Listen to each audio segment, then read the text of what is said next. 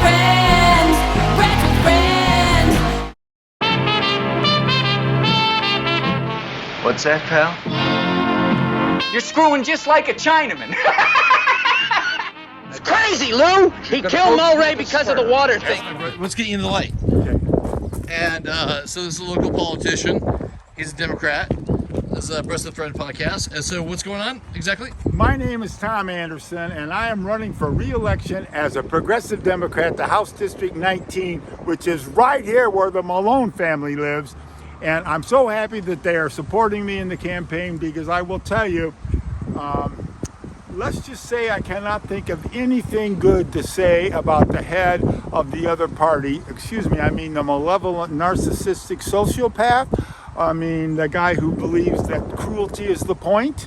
And I have to tell you that the people of that party in the state of Oregon, I deal with them every day when I'm a legislator, and they are much more bipartisan and much more interested in moving the state forward and helping people out who live here and making life better for all.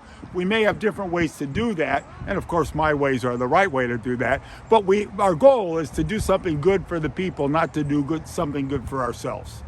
So I'm happy to be here. I've run again. You can see I'm re-election, and here's my sign, because I ride my bicycle every place. That's my brand. Nice. So I'm happy to be here, and I love being on the podcast. Okay, so what do you love most about Salem? What do I love most about Salem? I tell you what I love is the friendly people. I have lived several places in the state of Oregon and all over the country, East Coast, Midwest, and people are great here.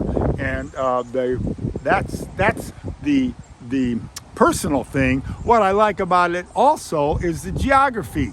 I can go to the coast in an hour, I can go to the top of the mountains in an hour, I can go to Portland in an hour. And I came from Chicago, and after I moved out here to go to law school in '73, I never wanted to leave. This is paradise on earth. So how do you get over this what the people are feeling with the vibe, obviously the second attempted assassination attempt on Trump earlier today, and like with the vibe of this town, I know that there's a lot of people that subscribe to that cult theory. How would you turn them over to and let them give the Democrats a chance? Well, I would say that is it impossible with the cult? I would say it's impossible with the cult, but I would also say the cult is by far in the minority.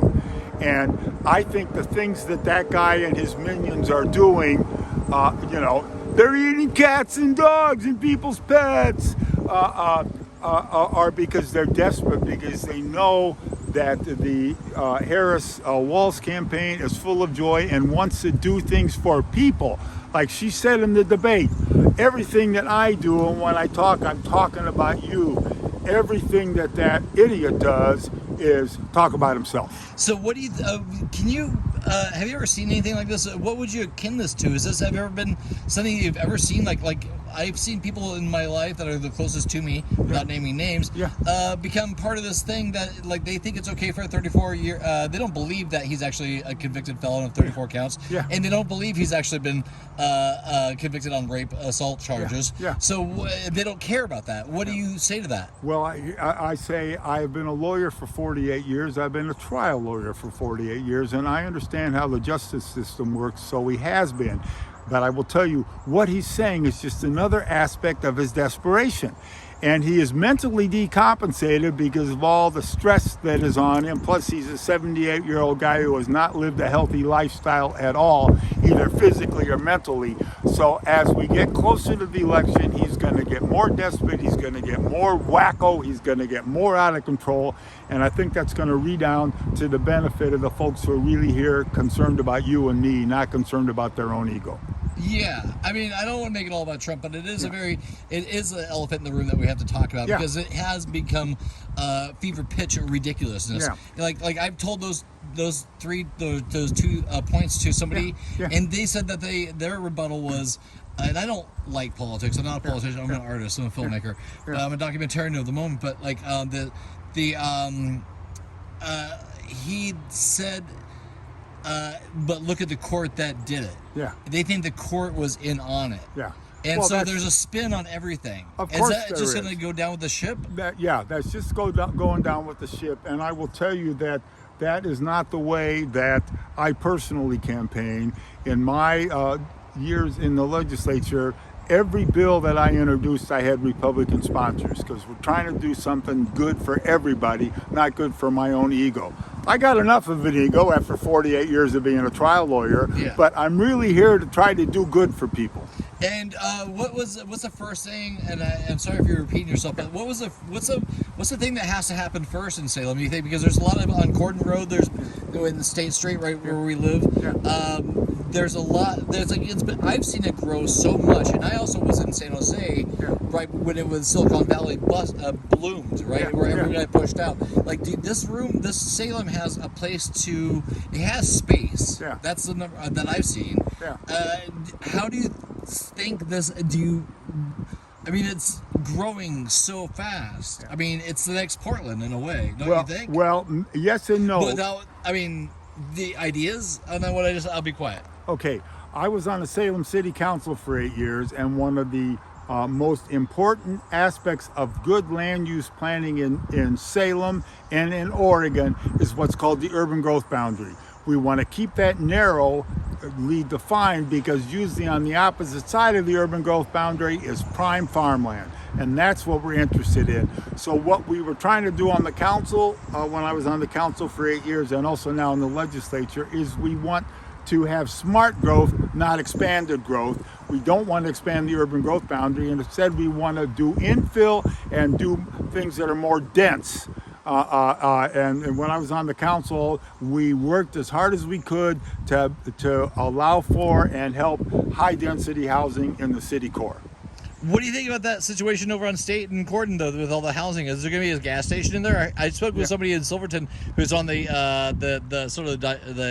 the infrastructure of that. Yeah. Is there going to be a gas station on that? Is that going to turn to Lancaster? They should have a mall, some stores in Well, there. No, I will tell you, we approved that when I was on the council, and part of the reason we approved it because it is well within the urban growth boundary, and it is served by public transportation.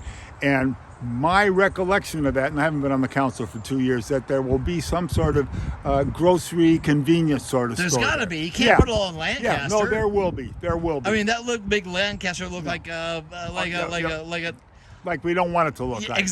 like it looks like Lincoln Yeah. and Venice Beach in Santa Monica. Yeah. Lincoln is a shit pile of traffic. Is that a public works term and a land use term? Shit Yeah, pile. shit pile. Yeah. Okay. Can I ask you one more question? Let's take a little walk over here. This guy's been trying to sell this piece of land over here. Do you know about this piece of land right here? No. Okay, check this out. This is a land right here. Uh-huh. I think this would be a perfect park for the neighborhood, but nobody, this guy, whoever the real estate agent, will do that real quick little blurb if who wants to. Anyways, this thing, have you ever seen this before? No. Do you want to take 2 seconds to look at this? Sure. Come here. It won't be 2 seconds. But no, we'll look at this. This whole thing wraps around, right? This whole thing wraps around this neighborhood, and there's no outlet, right? Yeah. And it goes through, and this guy's been trying to sell this. Look, it's on a creek, right? Yeah. Like look at or on a what used to be water flowing, but this whole thing wraps around to the middle half of this other block. Don't you think this would be a perfect park? No one's going to build on this unless they sell the property to the people to out and go. These people aren't buying shit. No. So it's a dead zone. Is that not buying shit? Does that relate to Yeah, shithole that is property? absolutely. It's very familiar with that. Okay. It's an I extension. look at this and say this would be a very hard place to build. You can't build that. What do you need to build? It's nothing. Yeah, and so I think a park would be a good idea. Now the city would have to find the money to buy it, and this would have to be a voluntary transaction. Sometimes the city can condemn property like if they need to widen the road or something, but they would never do that in this situation. But they might have some park funds you get. But there's no other use for this. This guy's been. I'm gonna just start camping here. They burrowed out the whole side. There's a whole like bigger section to this that goes through like a block space. It seems to me it would be perfect shortcut and walking place. But there's no outlet. Yeah. Oh, okay. There's no outlet, so they have to do like a spoon around. Yeah. Because it's a safety hazard, right? At that point. I will tell you, when I looked at this, when you just look here, I think, okay, this might be a good, another piece of property to build a small house on. But when it goes around here, that would be totally useless. Well, the whole back of this is like huge, Yeah. but it's on the ass end of all those houses and a running creek and a reservoir, a little thing. So there's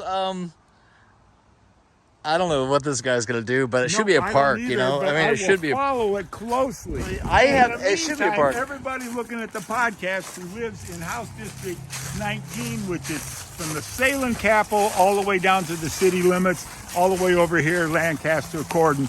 I'm the man you should vote for, Tom Anderson. Tom Anderson. And I'm putting up a sign at your house.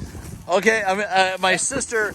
Let's see if my sister comes. Do you want to put it right here? Can you put it? Put it in the grass because it's hard to put it here. Okay, try to put it in the grass. Mow the grass. I don't know my Trump mom is gonna think of this, but it'll be good for her. Trust me, I've tried. Yeah. I mean, there you go. well, thanks for being on the episode, and you got my vote. Vote for Tom Anderson. Tom Anderson, lovely to meet you, man. Bye. Be well. Have well. Thanks. Yeah. If you do, how can I send you a link to the podcast? Send it to.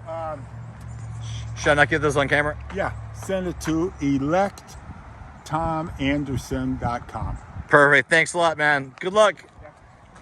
Friends with friends, friends with friends. What's that, pal? You're screwing just like a Chinaman. It's crazy, Lou. He killed Mulray because of the water